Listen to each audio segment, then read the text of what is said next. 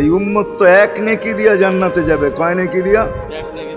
একটা নেকি দিয়া জান্নাতে যাবে এই উম্মত।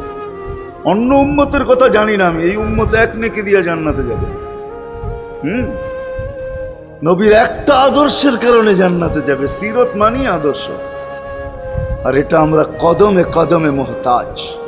কেননা এই ছোট জীবনটা যদি গ্রহণযোগ্যতা পর্যন্ত পৌঁছাইতে হয় আল্লাহর কাছে, চাই নারী হই, চাই যুবক হই, চাই বৃদ্ধ হই, যেই মানুষই হই না কেন, যেখানেরই হই না কেন, যেই বাসারই হই না কেন, যেই বর্ণেরই হই না কেন, যেই পেশারই হই না কেন, যেই সোসাইটিরই হই না কেন, এই জীবনটাকে যদি গ্রহণযোগ্যতা পর্যন্ত পৌঁছাইতে হয় কার কাছে? দুনিয়াওয়ালাদের কাছে না, মালিকের কাছে, যিনি এক ফোঁটা পানির থেকে অস্তিত্ব দিছেন, যার কাছে আবার আমাদেরকে ফিরা যেতে হবে। পালানের কোনো সুযোগ নাই। এই জন্যই কোরআন আমাদেরকে বোঝায় আইনাল মাফার। আল্লাহ বলতেছে কোথায় ভাগবে তুমি, বলো কোথায় ভাগবে? কবির কথাই সত্য, যদিও নাকি পালাও তুমি আকাশেতে লাগিয়ে সিঁড়ি, সিঁড়ি লাগাও যদি আকাশে চলে যাও, তো আল্লাহ বলে তোমার বাগার কোনো সুযোগ নাই। কেননা ইল্লা বিসুলতান, ওইখানেও আমার রাজত্ব, এইখানেও আমার রাজত্ব,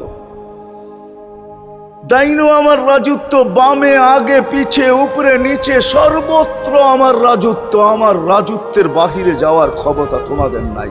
দ্বিতীয় কথা এটো, আইনা আনা মাআকুম আইনা মা কুনতুম, যেখানে যাবে ওইখানে আমি সঙ্গে থাকব, আমাকে দূর করতে পারবে না।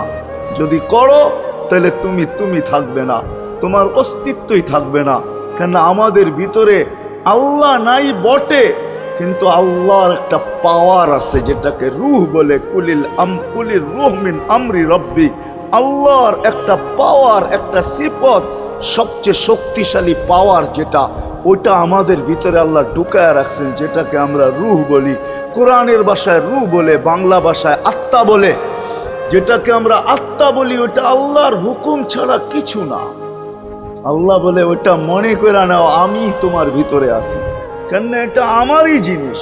কুলির রূহ মিন আমরি রব্বি, আমাকে পৃথক করলে আর তুমি থাকবে না।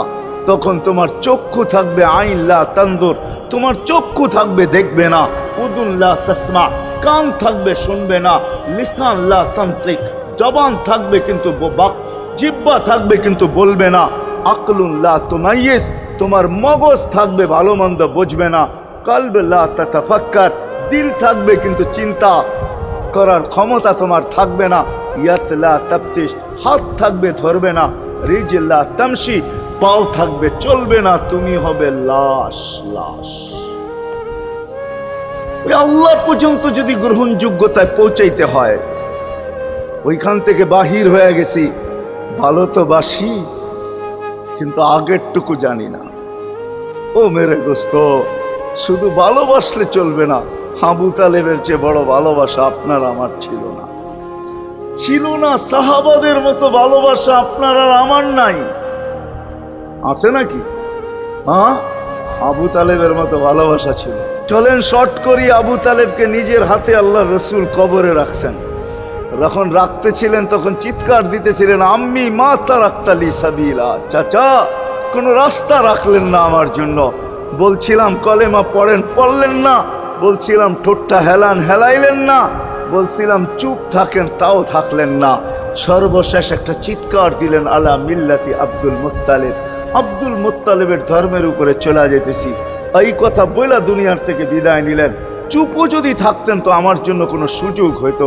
চাচা, ও চাচা, আমার জন্য কোনো রাস্তা রাখলেন না।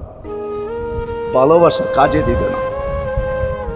এই জন্য চলেন, জীবনটাকে গ্রহণযোগ্যতা পর্যন্ত পৌঁছাইতে হইলে কদমে কদমে মুহাম্মদুর রাসূলুল্লাহর আদর্শ লাগবে।